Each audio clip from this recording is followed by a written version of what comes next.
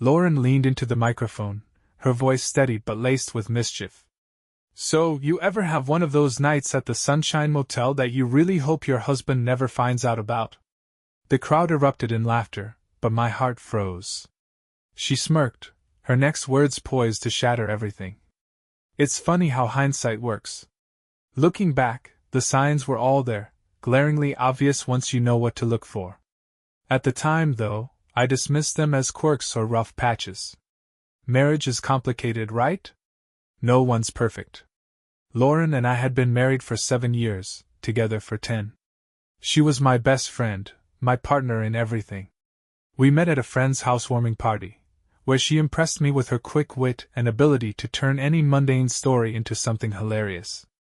It was one of the things I loved most about her, her humor. In fact, Lauren had always been a huge fan of stand-up comedy.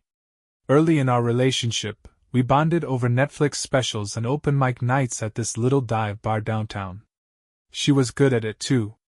Her timing, her delivery, it was like she was born for the stage. For years I encouraged her to try her hand at performing, but she always laughed it off, saying she preferred being in the audience. That changed about 6 months ago. Out of the blue, Lauren announced she wanted to start doing stand-up. I was thrilled for her. She deserved to pursue something that made her happy, and I told her as much. She started attending open mic nights more frequently, working on her material and even performing a few times. At first, I was her biggest fan, always there to cheer her on. But then things started to shift. Lauren became distant. Not all at once, but gradually, in ways that were hard to pinpoint. She stopped inviting me to her shows, claiming she wanted to work out the kinks before letting me see her perform. I understood at first. It's nerve-wracking to put yourself out there. But weeks turned into months, and I couldn't remember the last time we'd gone to an open mic together. She started staying out later, too. Networking, she'd say, or grabbing drinks with the other comedians. When I offered to pick her up, she'd brush it off, saying she didn't want me to go out of my way. Again, it didn't seem like a big deal at the time. She was chasing her dream, and I didn't want to be the overbearing husband who got in the way. But it wasn't just her schedule that changed. Lauren herself seemed different. She'd always been a bit of a night owl, but now she was constantly exhausted, sleeping in late on weekends and barely engaging with me during the little time we did spend together. Conversations felt forced, like she was distracted or bored. And then there were the little lies. They started small, forgetting details about where she'd been or who she was with. Once, she mentioned a friend named Sarah, who'd been helping her with jokes, but when I casually brought it up later, she looked at me like I'd grown a second head. "I never said that," she replied, her tone sharp enough to make me drop it. I began to feel like a stranger in my own marriage. The woman I'd fallen in love with, who used to laugh with me until we cried, was slipping away. But every time I tried to bring it up, she'd wave it off. "You're imagining things," she'd say with a laugh. "Stop being so paranoid." Paranoid. That word stuck with me. Was I? I didn't think so, but Lauren had a way of making me doubt myself. She was so convincing, so sure of her explanations, that I couldn't help but question my own instincts. Maybe I was overthinking things. Maybe she really was just busy. Still, a nagging feeling in the pit of my stomach told me something wasn't right. I started noticing more inconsistencies. Her phone, which she used to leave lying around, was now always with her, locked with a password I didn't know. Her social media became oddly sparse. No more posts about our date nights or silly selfies from home. One night, I jokingly asked if she was hiding a double life. She laughed, but it felt forced. "You've been watching too many movies," she said, brushing me off like she always did.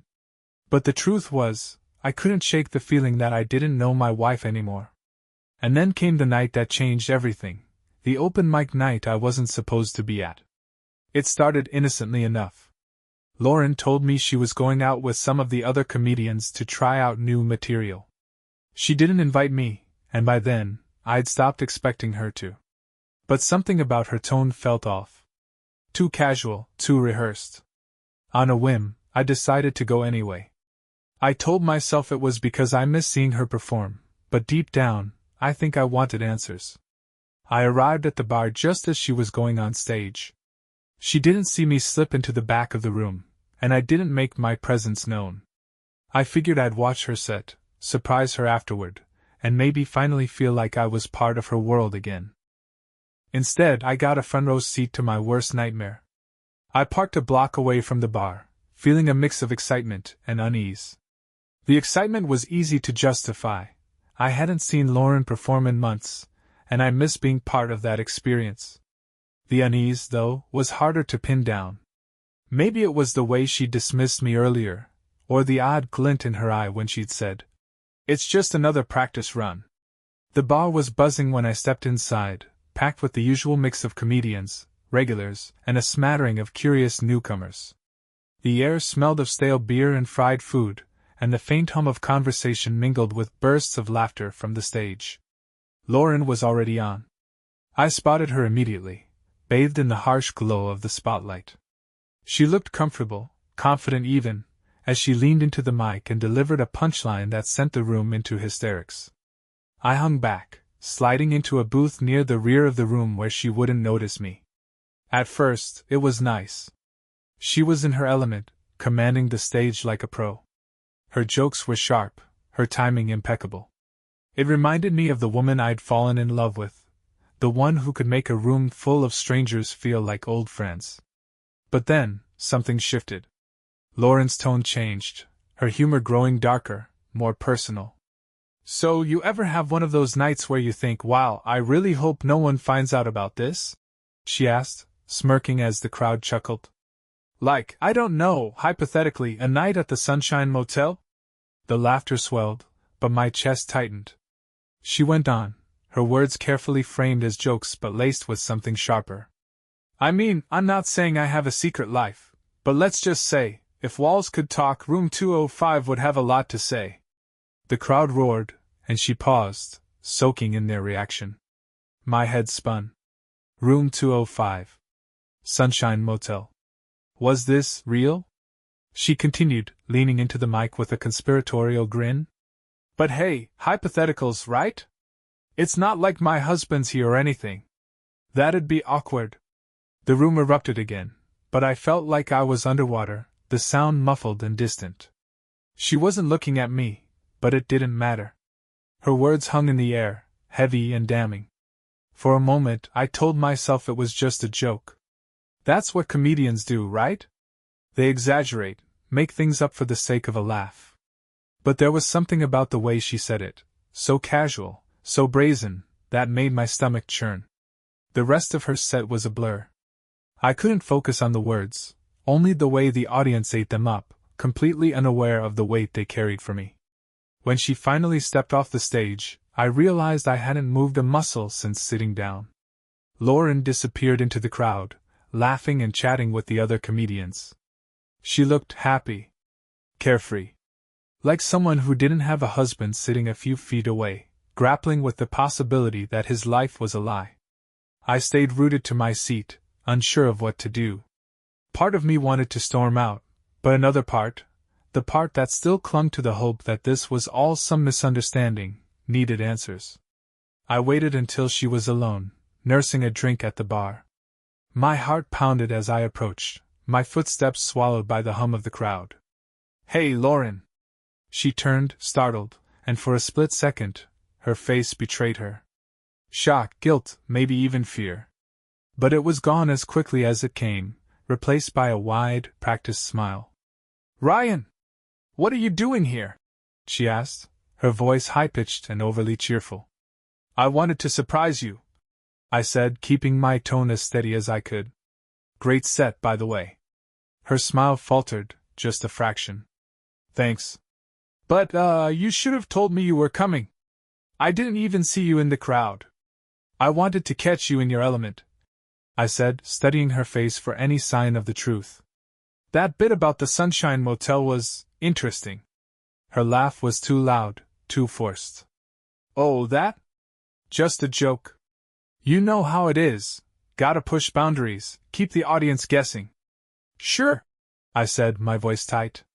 It just sounded specific. She shrugged, taking a long sip of her drink. That's comedy for you. Specifics make it funnier. I wanted to believe her. God, I wanted to. But the way she avoided my eyes, the defensive edge in her tone, it all felt wrong. Before I could press further, one of her friends called her over, and she seized the opportunity to escape. We'll talk at home, okay? She said, already walking away. I watched her go, my mind racing. The rest of the night passed in a haze. I didn't remember leaving the bar or driving home, only the gnawing suspicion that had taken root in my chest. Was it really just a joke? Or had Lauren just confessed to something she never thought I'd hear? The drive home was a blur. I barely noticed the red lights or the occasional honk from other drivers. My mind was trapped in a loop, replaying Lauren's set over and over. The jokes. The smirk. The crowd's laughter. And that one line. It's not like my husband's here or anything. The implication was like a punch to the gut. It wasn't just the possibility that she was joking about cheating on me. It was the confidence, the audacity. She'd delivered those lines like they were a game, as if my absence was a given, as if she had no reason to think I'd ever find out. When I finally pulled into the driveway, the house looked darker than usual. The porch light was off, and the windows were dim. Lauren had beaten me home, which wasn't surprising given how quickly she'd left the bar after our brief exchange. Inside, I found her in the kitchen, scrolling through her phone with a glass of wine in hand. She didn't look up when I walked in. You're home late, she said, her tone casual, like nothing was out of the ordinary. Yeah, I stayed for a bit after you left, I replied, hanging my keys on the hook by the door. Thought it might be awkward if I left right after you. She glanced up, her expression unreadable. You didn't have to do that. I wanted to support you, I said, keeping my voice steady. It's been a while since I've seen you perform. She gave a tight smile, but it didn't reach her eyes. Well, I appreciate it. There was a beat of silence, heavy and uncomfortable. I watched her, waiting for her to bring it up, for her to say something, anything, about the jokes. But she didn't. She just went back to her phone, as if nothing had happened. I couldn't take it anymore. So, the Sunshine Motel, I said, leaning against the counter. That was quite a bit. She froze for a split second before setting her phone down. Ryan, we talked about this. It was a joke. You're taking it too seriously. Am I? I asked, my voice calm but firm. Because it didn't sound like a joke, Lauren. It sounded specific. Personal. She sighed, exasperated. That's how comedy works. You make things up, exaggerate. It's not real. Are you sure about that? I pressed. Because it felt real. The way you said it, the details, it didn't feel like something you just came up with. Her eyes narrowed. Are you accusing me of something? I don't know, I admitted. Should I be? She slammed her wine glass down, the sound echoing through the kitchen. This is ridiculous. I'm not doing this with you, Ryan. I don't need to justify my jokes to you. Maybe not, I said, my voice rising slightly. But you might want to explain why you've been acting so different lately. Why you're always out, why you don't invite me to your shows anymore, why you're so defensive every time I asked you a simple question. Her jaw tightened, and for a moment, I thought she might actually say something. But then she shook her head, grabbing her glass and storming out of the kitchen. I'm going to bed, she called over her shoulder. I'm not having this conversation. I stood there for a long time, staring at the empty doorway. My hands were shaking, and my heart was pounding. Part of me wanted to follow her, to force her to talk, to get the answers I desperately needed. But another part of me, the part that was already breaking, knew it wouldn't make a difference. She wasn't going to tell me the truth. So I decided to find it myself. The next morning, Lauren was gone before I woke up. A note on the kitchen counter said she was meeting friends for brunch, but she didn't specify who or where. It didn't matter. I had other plans. I started with her phone. It was risky. Lauren had always been protective of her privacy, but I couldn't shake the feeling that she was hiding something. Unfortunately, her phone was locked, and I didn't know the passcode. Frustrated but determined, I turned to her laptop. She rarely used it, so I figured she might not have bothered to secure it as thoroughly. I was right. The screen lit up as soon as I opened it, and I quickly navigated to her email. At first, everything seemed normal. There were the usual messages, newsletters, work emails, a few exchanges with friends. But then I found a folder labeled Miscellaneous. Inside were dozens of emails between Lauren and someone named Jake. My stomach dropped as I opened the first one. It was from a few months ago, and the subject line read, "Last night. I can't stop thinking about you." It began. "Last night was incredible. I've never felt this way before." The rest of the email was even worse, filled with intimate details that left no room for doubt.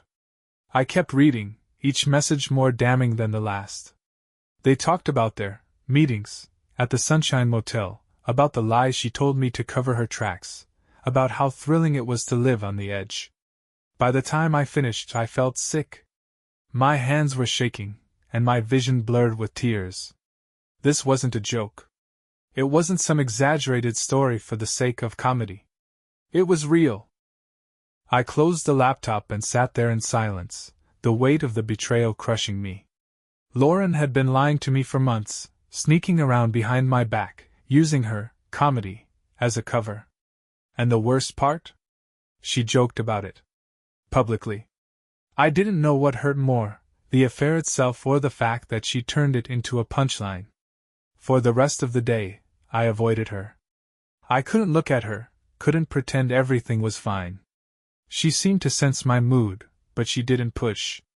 Maybe she thought I'd let it go. But I couldn't. That night, as she slept beside me, I stared at the ceiling, my mind racing. I had the proof I needed. Now I just had to decide what to do with it. I spent the next 2 days trying to figure out how to confront Lauren. Every time I thought about it, my emotions spiraled: anger, sadness, disbelief. Part of me wanted to scream at her, to make her feel the same pain she'd inflicted on me. Another part of me wanted answers. Why? How could she do this to me? To us? On the third evening, I decided I couldn't wait any longer. I'd replayed the scenario in my head enough times to know there was no perfect moment, no right way to bring it up. Lauren was in the living room when I walked in, curled up on the couch with her laptop.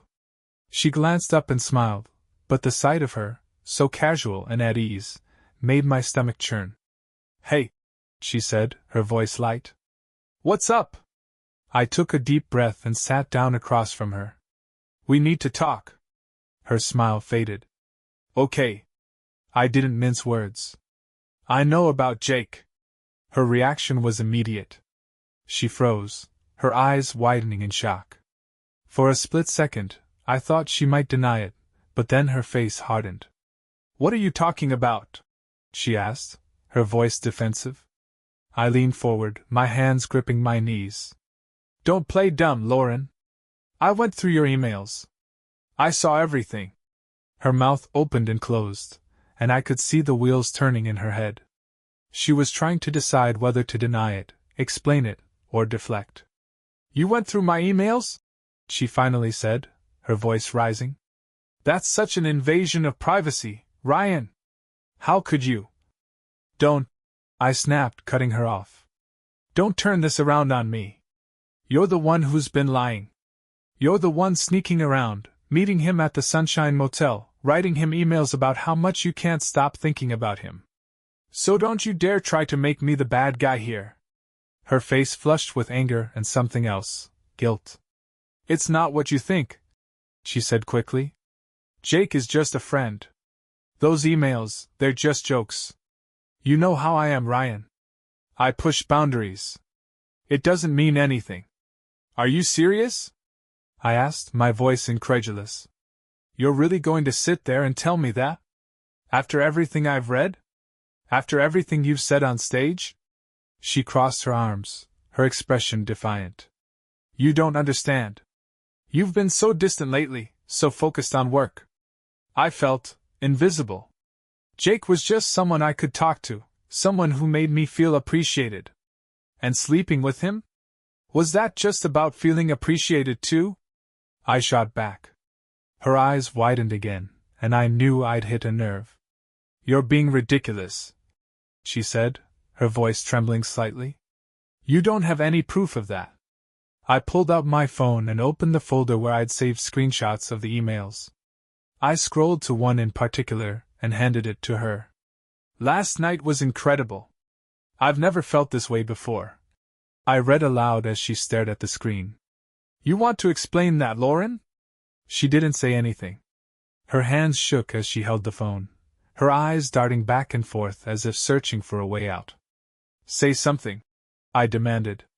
Finally, she looked up, tears brimming in her eyes. I'm sorry, she whispered. It felt like the air had been sucked out of the room. For a moment, I couldn't speak, couldn't move. I'd known the truth, but hearing her admit it was something else entirely. How long? I asked, my voice barely above a whisper. She hesitated, and I could see the battle playing out in her mind. A few months, she finally said. A few months, I repeated, shaking my head. So all those nights you said you were at open mics, all those last-minute shows, you were with him? She nodded, a single tear sliding down her cheek. I didn't mean for it to happen, Ryan. It just did.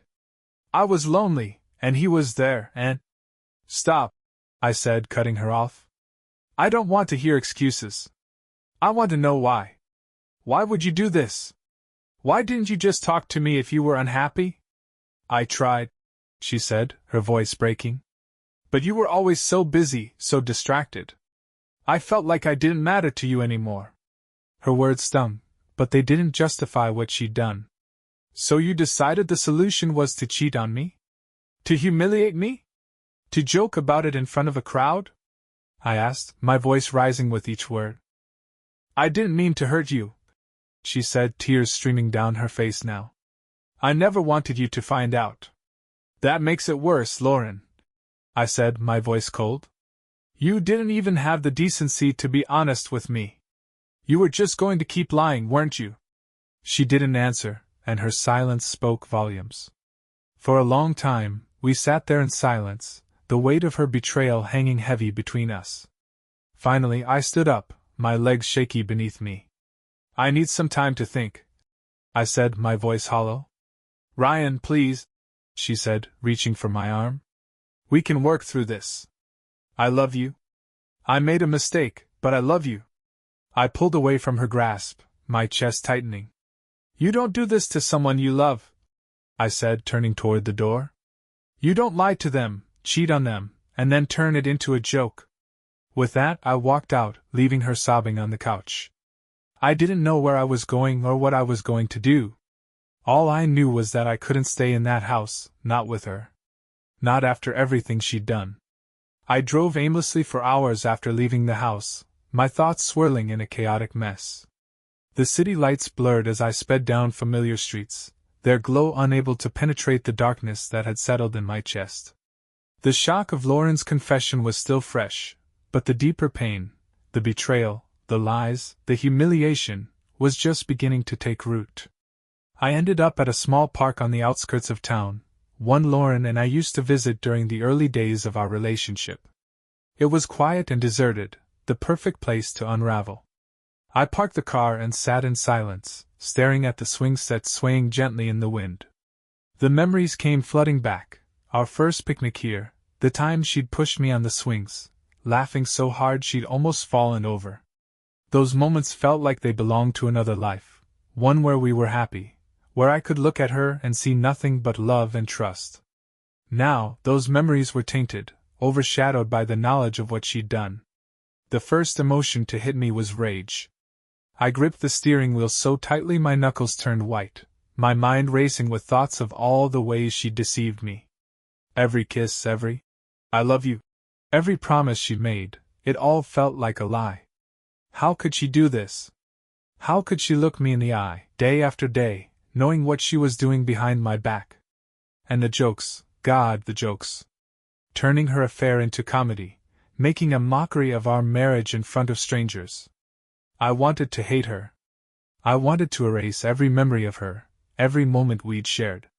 But as the anger began to subside, it was replaced by something even more devastating: sadness. I thought about the life we'd built together, the plans we'd made. We'd talked about buying a bigger house, starting a family, traveling the world. I'd imagined growing old with her, spending our days laughing and reminiscing about the life we'd created. Now, all of that felt like a cruel joke. Tears burned in my eyes as I thought about the little things: the way she'd hold my hand during movies, the way she'd hum while cooking, the way she'd curl up next to me on the couch, her head resting on my shoulder. Those moments had felt so genuine, so real. But were they? Or had she been faking it all along? At some point, I pulled out my phone and scrolled through our old photos. There we were at the beach, grinning like fools as the wind whipped through our hair. There we were at a friend's wedding, her head resting on my chest as we danced.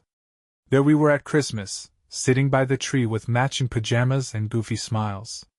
I wanted to smash the phone, to delete every photo, every text, every reminder of her. But I couldn't. Because no matter how much she'd hurt me, part of me still loved her. That realization was the hardest to accept. The next few days were a blur. I stayed at a hotel, avoiding Lauren's calls and texts.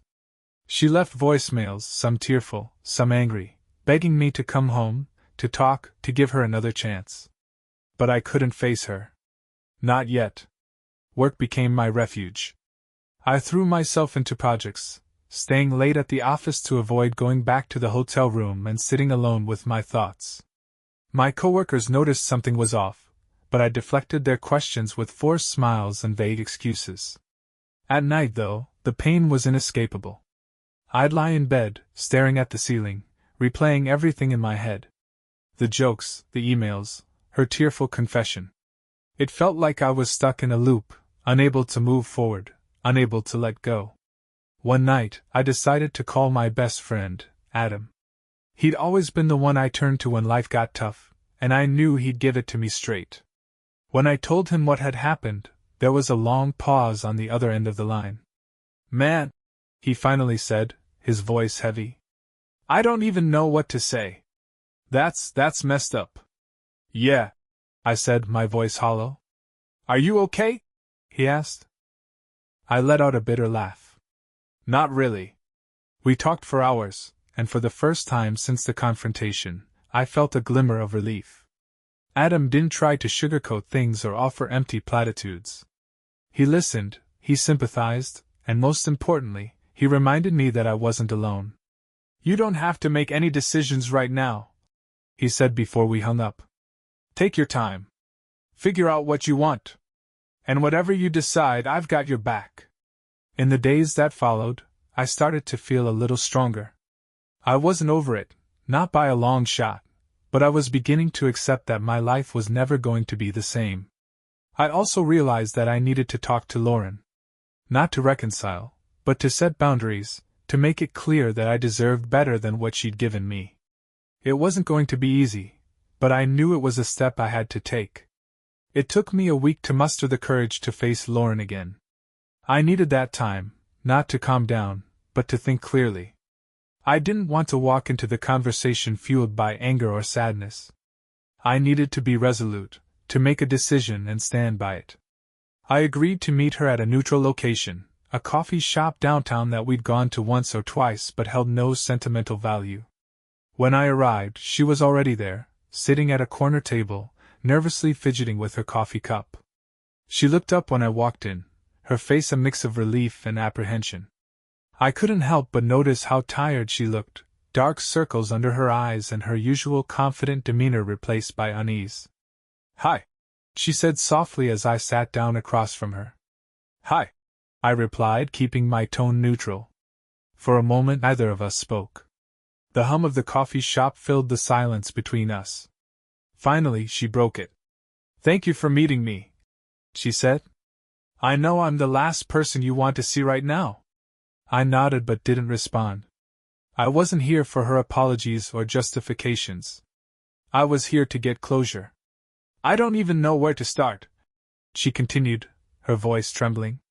I messed up, Ryan. I know I did. And I hate myself for it. I've been replaying everything in my head, wondering how I could have been so stupid, so selfish. She paused, waiting for me to say something, but I stayed silent. I love you, she said, her eyes filling with tears. I know it doesn't feel that way right now, but I do. And I'll do whatever it takes to fix this. Therapy, counseling, whatever you want. Just please don't give up on us. Her words hung in the air, and for a moment, I almost believed her. But then I remembered the emails, the jokes, the nights she'd spent with Jake while I was at home, clueless and trusting.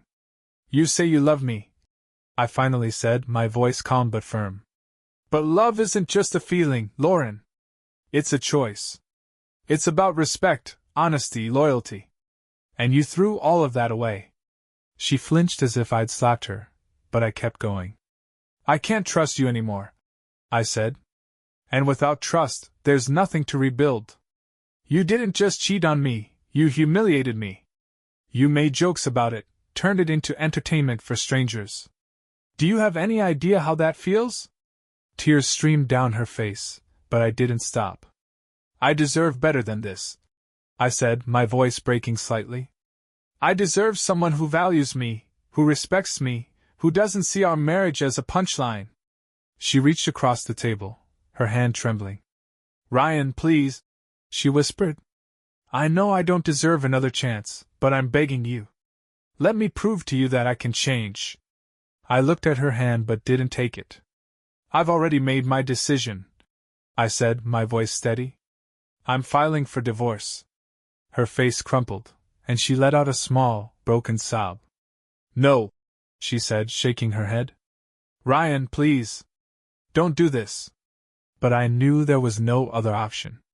Staying with her would mean sacrificing my self-respect, living with constant doubt and resentment. I couldn't do that to myself. I'm sorry, I said, standing up. But this is the end. Walking out of that coffee shop was one of the hardest things I've ever done. My heart felt heavy, but for the first time in weeks, I also felt a sense of clarity. The days that followed weren't easy. Filing for divorce, telling friends and family, dealing with the logistics of separating our lives, it was exhausting, both emotionally and physically. But with each step, I felt a little stronger, a little more in control. I started therapy, not because I wanted to understand Lauren's actions, but because I needed to understand my own feelings. The therapist helped me unpack the betrayal, the anger, and the sadness, and slowly, I began to heal. It's been 6 months since that day at the coffee shop. The divorce is finalized, and I've moved into a new apartment on the other side of town. It's smaller than the house Lauren and I shared, but it feels like home.